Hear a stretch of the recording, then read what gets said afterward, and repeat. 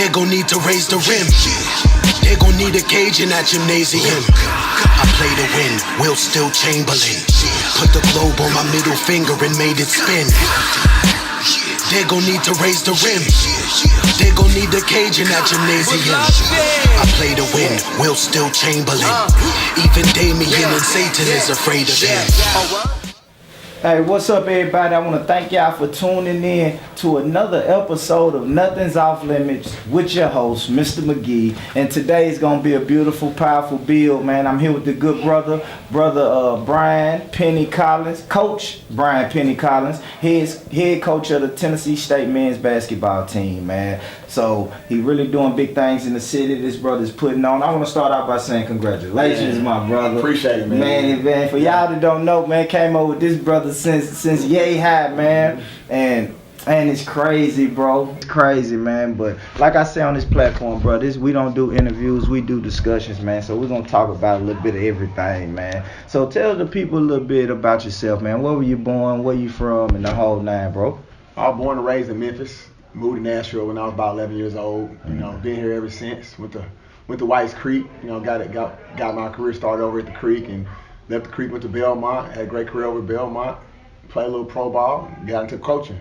And now this is my 12th year coaching college basketball. 12, man. We getting old, bro. Flying, man. We are getting old. He said 12 years coaching. Yep. Woo, we getting old, man. Hey, I'm happy you mentioned White's Creek, bro. White's Creek, that was the glory days. I mean, I want to take you back to White's Creek. 2002. I mean, Hassan running around. Y'all boys going deep in them tournaments, man. The Cobra vibe was fire, man. I mean, gyms, games packed out every night, man. What was that like, bro, for a young man 17, 18 years old trying to figure out his way through life, man? How was it? You know, that White Street experience is like, I look back on it like, that was like really like something out of like a movie. Like, you know, that high school movie where like the jocks and the cheerleaders and the majorists of that, you know, and like we really lived that life. Like we, you know, on Friday nights, everybody came to see us play. And our games was packed out. You know, we had a lot of energy and a lot of just spirit in those gyms and just like I just remember like going to the games, pulling up during the girls' game, and the parking lot be packed. Already. You know? And it's just cool to see now when you out in the mall and people say, man, I remember when you were outside the pit. For real. So you know, it was really cool, man. Great time to be at everybody's school. Man, that is, man. That's good, bro. That's good. I was actually telling my son, man, who's behind the scenes, I was telling him that I knew you, and he didn't believe that I know you. He was like, how you don't know Coach Penny? I'm like, yeah, we went to high school together. Yeah. Good brother. We balled a lot, man. We did a lot of crazy stuff. We actually had a rap group at one time. You remember that? Shane Hills Click, SC, rest in peace for Rob. Yes, sir. We had a rap group, bro. That's crazy. So that's just how far back we went, man. So you had a great run at White's Creek. Did you get recruited by any other schools besides Belmont? Yeah, I actually got recruited by Tennessee State, a few other OVC schools like Austin P and Sanford, and then Belmont came into the picture. Why Belmont? Well, you know, to be real with you, it was supposed to be Tennessee State. I wanted to come to Tennessee State, I really did, but the scholarship situation was a little funny, so Belmont offered me a full ride, and I took that opportunity, and the rest is history, really. Man, I'm telling you, dude, I'm a fan, bro. I'm a friend and a fan at the same time, bro. So I remember that run. Y'all had a NCAA run, right? Y'all actually went to the tournament? Yeah, my senior year was the first time in school history that they ever been to the NCAA tournament. So that's one thing they can't never take away from me. Nah, they can't. That I was the first part of the team that was on the first ever goes to the NCAA tournament. And now I think they've been 7 times since then, but just the culture that's created over there, and Rick Bird's done a phenomenal job doing it. That's crazy that I got to go coach against. There we go. But before I get to that, I want to talk about, so y'all went to the tournament, y'all played Duke? No, we played UCLA that first year. Okay. And next year they played Georgetown. That third year they played Duke. Okay, so you wasn't on that team, they almost beat Duke. Okay, I got that confused. Yeah, but Go ahead and explain to me, bro. How does it feel? How does it feel have to take on Coach Bird and that powerhouse that he's building over there? You know, I'm not really sure how I'm gonna feel about it until we do it. Gotcha. But I'm looking forward to the competition. I'm looking forward to taking my team into the Curve Center and them coming over here and playing against them. You know, see where we are. You know, they're picked to win the league, and we want to see where we are compared to the champs. You know. Man, absolutely, Penny. You know. every coach when they get their schedule, they circle them games, Penny. Yeah. Is that one of the games that you circle, my man? Yes. Yeah. You know, people be trying to say, "Oh, it's just another game." Yeah. No, it's not just another game. We play Belmont. I'm gonna be ready. I'm gonna be turned up for that game. Yes, I'm not gonna be able to sleep the night before we play them. But I'm not gonna be able to sleep the night before we play anybody. I'm really competitive. Like I'm nervous. I'm worried. I want our guys to compete at a high level. But definitely the Belmont game is a game that I'm looking forward to doing. Yeah.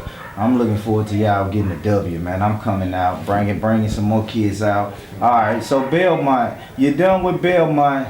Was there any offers or even thought about going pro or continuing basketball, or did you just go straight to coaching? Yeah, well, my goal, my whole career was to play in the NBA. Like, what college player doesn't want to play in the NBA? And then around my junior year of college, I started realizing, if I don't play in the NBA, I want to coach college basketball.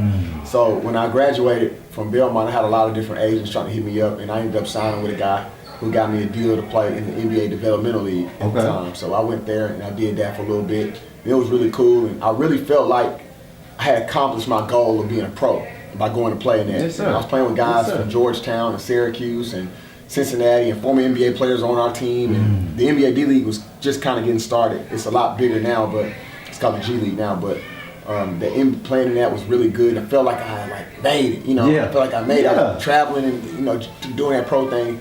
Then I left that and I went out, had a chance to play overseas in Finland, and that was really cool to make that kind of money and go experience a whole different world and play over there. But after I experienced that, I felt like I was full. I felt like I knew I could do it. Okay. But when I got presented with the opportunity to coach, it was like I couldn't turn it down. I just felt that calling to get into it right then and there. So today I made a decision that really changed my life, really. My man, so you come back from Finland. What was your first offer to coach? Here, Tennessee State had a grad assistant job open. The coach, Sal Alexander, offered me the job, and I turned it down, actually. I was working his camp, just trying to stay involved and get some extra money in my pocket in the summertime. And working his camp, and he was like, "Yeah, I'd love to have you on the staff." And I was like, "Nah, I don't want to coach. I want to keep playing pro ball, Yeah. And actually, Belmont had a grad assistant job open too that I was really considering going after as well. But I just decided that to come to Tennessee State to do a different experience. I had already experienced how the Belmont life was. Yeah.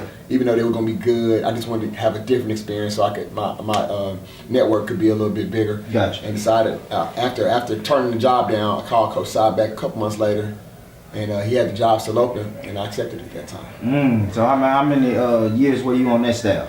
2 years. 2 years. I was here getting my master's degree in sports administration.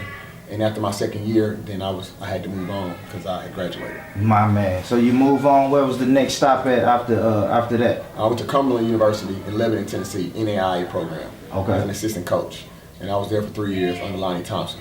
And then you coach. Did you go to junior college after that? Yep. After that, I got the head coaching job at Columbia State. And that's when I really, really came into my own. I felt like, Columbia State provided me a lot of opportunity. Cumberland provided a lot of opportunity for me to learn under Lonnie, and he gave me a lot of responsibilities. But my confidence really took off when I was at Columbia State as the head coach. Yes, sir. So when you was at Columbia State, that's the junior college? Is that when you had the #1 junior college player in the country? I saw that on a previous interview. Yeah. So what was that like dealing with that kind of guy, with that person that's getting that much high praise and that much attention? What was that like? It was really cool because I kind of went from the bottom to the top really fast. In my first year, we only won 11 games. It was a real injury-laden year. It was a hard year on our guys. And but I had that kid, it's TJ Dunnins. He's actually playing professional basketball now overseas. He was sitting out. We got him in December, so he sat out second semester on my first year. So even though we were taking these L's, I had him sitting out and my point guard named Justin Pryor. I had 2 really good guys sitting out.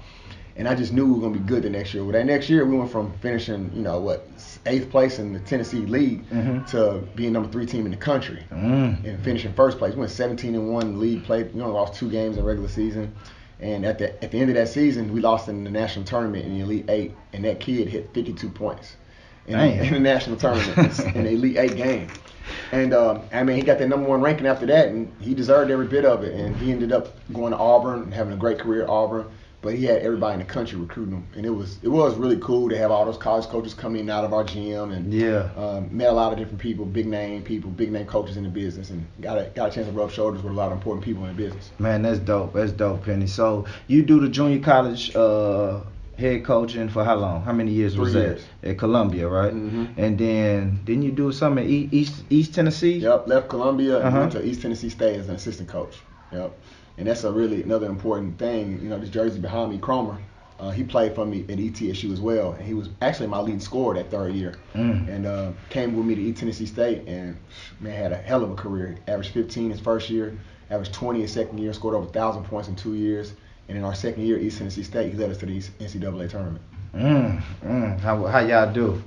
We had a great season. We won 27 games that year and ended up playing Florida in the first round, and they beat us, but it was a really good game, and towards the end they ended up getting us. But it was just a great experience going to the tournament and having a chance to add another ring to my collection. Man, got you. All right, so East Tennessee. All right, now we should be at TSU, right? No.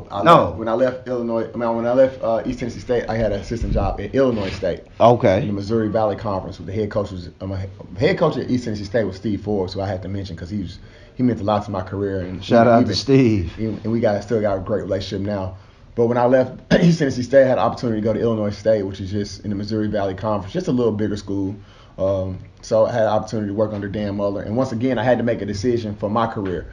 Networking, it would increase my network to go to Illinois State and just be under some different people, get me out of the state of Tennessee for the first time in my career, go to the Missouri Valley Conference, which is a really, really good league, and that was a very important year for me. I learned so much under Dan Muller at Illinois State, and gave me the opportunity to get to here. Yeah. All right. So, what's your reaction when you so you go through the interview process, right? No, I didn't go through the interview process really this time. It was a little funny because the job came open in 2014. Okay. When I was at Columbia State, I interviewed then, and I felt like I knew I wasn't gonna get the job then because I was too young and I didn't have enough Division I experience. But I felt like I ruffled some feathers and got some people's attention in that interview in 2014. Gotcha. So when this job came open this time, it was more of a phone call, are you ready type phone conversation. I like that. And it was I was in Kansas and I was out recruiting, and I'm telling you, boy, I still think about that day sometimes. When I saw our athletic director's name on my phone, I had a missed call like 7 in the morning, 6:30 or something in the morning. And when you see that, you say, he's like trying to clear your voice. Yeah, you ain't sleep. Yeah, I was knocked out. Yeah. So I called her back, and we just kind of talked about what was going on, and she wasn't 100% sure if I was going to get the job at the time, but we just kind of were talking about the job, and then just asked me was I ready and some things, and she asked some questions, and after that, things just worked out. Man, that's dope, man. So how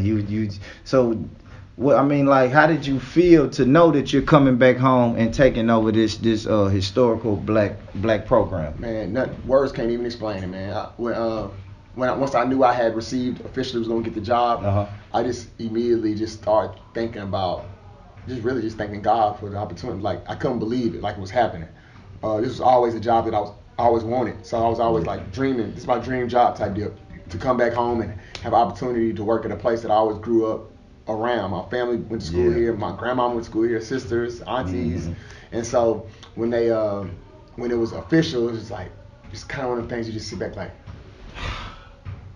like, you know what I'm saying? You did. Now it's time to get to work. It's not like I made it. I don't have to work no harder.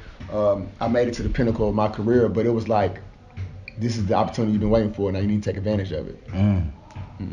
So I want to ask you about, let's get into recruiting a little bit, man. The whole recruiting process, man. What do you think about it? I know it's something that you have to do, but do it become tedious, tiring, or anything at any point? No, I mean, it can be if you let it, but for me, this job, I don't really feel like I'm working. This is fun to me. I love what I do, and it's just all about recruiting. Some of the best recruiters are people that you just building real relationships with people. Yeah. So just how me and you talking, and we got a friendship. We've been knowing each other for a long time. Well, my main thing is I want people to feel like I've been knowing them for a long time, even though I've only met them for the first time, and make parents understand that I'm going to take care of their son and make their dreams come true, and make sure they get a degree, playing under me. I got you. And at the same time, we want to win a bunch of ball games too.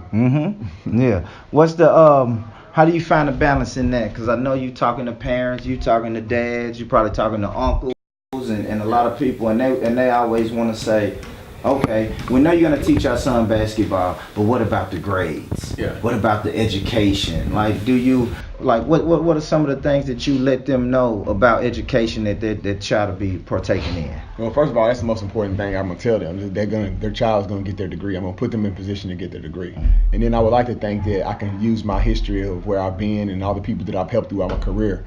You know, we talked about a lot of good players, but also we talk about the fact that those players that I've coached in the past have also graduated. They got Yeah. T.J. Dunnins, he's got his degree. Mm. T.J. Cromer got his degree, and these are guys coming from different backgrounds, single parent households, no parent households. We got Yeah. guys that have been through a lot, and I'm going to be the reason why the difference between what they are and what they ought to be. I'm gonna be that bridge to get them to where they need to go to take them to the next level. And I would like to think my resume proves that. Man, that's dope. So you come in Tennessee State, man. What's the culture like? You come in the off season. What is the basketball culture like? First day, first week, first month on the job. I think the first day I got here after my press conference, I met with the team, and I could feel right away that them guys, I was a breath of fresh air for them. They were excited. Their eyes were peeled on me. They were listening. The previous staff that came before me did a good job of putting in place some discipline. So those guys were very respectful. They bought in from day one. And our first workout that we had, they were flying through stuff. They was energetic, and they had authentic, real love for each other. And I thought that was very special for me. So the culture and the foundation was already there. And now it's just on me to put my little spin on what I want for them. Yes, sir. So you're adding to the culture. How do you plan on adding to the culture? Just by being myself. I'm gonna be myself every single day, and I'm gonna expect people to raise their level to my expectations. I'm not gonna go down there to their level. I'm not gonna allow certain stuff to slide. I'm gonna continue every single day to be there to remind people. Come on, no, you gotta be better than that every single day. Sir. And I like that. And I just feel like I've gotten to this point in my life because of the person that I am. Yeah. Treating people right, go about things the right way. True discipline is when nobody's looking. Yeah. And I've always kind of hang my hat on how I treat people. You want to treat people how you want to be treated. So that's the same mindset we want now, and we want young men in our program to want to do the same thing. Man, that's dope. That's dope. So I see you coming in. I follow you on IG Live, of course, on IG. So I see you on live. I mean, it looks beautiful, man. You got the kids, they doing trick slam dunks and all that stuff. I seen Coach Penny get up and dunk one time. You dancing, you got the fellas dancing. So how did you have to adapt to that, or is it easier for you because you're one of the younger coaches to just adapt to this new generation of kids? What's crazy is like a lot of that stuff that you just said, it was all just kind of happened. Yeah. None of that was planned. The dunk that went viral that caught ESPN and Sports Center and everything, that was accident. Me dunking in Big Blue Madness, I did not stretch. I did not bring my shoes. I did not plan to do that. That was not planned. That was gassed up. You just had to show the youngsters. Yeah. And then, like the fun stuff that we do, the dancing and the videos and stuff that we do every now and then, that's just me being me. Yeah. It's like I said earlier, like I'm going to just be myself. And if myself brings energy and spirit and people like it and enjoy it, so be it. If they don't, then that's what you got in me. Man, I'm gonna bring it every day. What was White Creek's coach name? Coach Nallner. Boy, I'd love to see Coach Nallner dancing this day, man. You know what I'm saying? He didn't play that. So you consider yourself a coach's coach or a player's coach? Probably somewhere in the middle. I try my best to make sure I understand the heartbeat and the pulse of our guys every day, because I was a former player and I do understand the grind of every day. And I understand some days they get tired and they don't want to hear it, but at the end of the day, I got to turn that coaching thing back on and say, well, you got to push through it today. It's just part of it. It's supposed to be hard today. Yeah. So I'm a little bit of both, but I would like to think that guys definitely, I'm the type of coach that people want to play for. That's cool. You got to kick them in the ass every now and then. Not literally, but you got to just go on and get them up for it. Yep. All right, so your father was a coach too? Yes. Right? Yes. What kind of influence did he play in your life? Huge. Mom and dad both did. My dad he just got inducted to the Hall of Fame a couple years ago, Metro Sports Hall of Fame coach. So just being around the game, being around his practices, and just seeing how he coaches in the locker room and how he handles certain different situations and adversities that he's had in his career. He's been a great role model for me on how I want to go about my business. And then my mom has just been fantastic on just my demeanor and my body language and all the other little things that you don't fit unphysical things. My mama's always taught me those things. So I got great parents and they've done a good job getting me to this point, but they still correct me now. Yeah, as they should. As they should. Mom ain't never too old to stop discipline. Right. Let's get into family a little bit, man. Beautiful wife, beautiful child, man. How was this new family thing made Coach Penny into the man he is today? Oh man, it's been really humbling. They when I first got to Columbia State, that's when history was born. So I'm driving an hour to work and an hour back every day because we're living in Antioch. So it was tough on them, and it was tough on me too because history was a newborn and he wasn't sleeping through the night. So in the early stages, it was tough. But we just figured it out. Every day is hard, and to me, it's harder on them than it is on me because I'm coming to work every day and I'm loving what I'm doing. I'm working with my kids, but sometimes your family gets neglected. When you're a coach, yes, sir, you don't spend a lot of time with your family, and you miss things. You miss my son's dance recital, or my son's basketball game on Saturday, a speech that he's doing in a play, little things during the day that I can't always go to because we got practice. But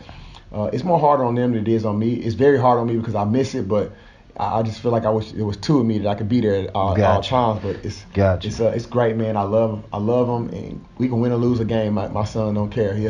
He jump on daddy's back like Well, actually, that's not true. We lost to Florida NCAA tournament, and every time Florida's on TV, he say that's the team daddy lost to. He know that off the top. Man, that's crazy, man. So we know football is winding down. They had the homecoming. I seen you had a picture with Gucci, man. What was that like, man? Man, Gucci is cool, man. I was, they had that happen. Mr. Stevenson, guy over Residence Life, told me we would have a chance to meet him, and when they tell you stuff like that, sometimes it's kind of hard. You don't really know. It's kind of choppy. You don't know when they're gonna show up, and you don't even know how they're gonna act. And I was a little worried that sometimes celebrities are kind of funny about meeting people, and taking pictures and all that.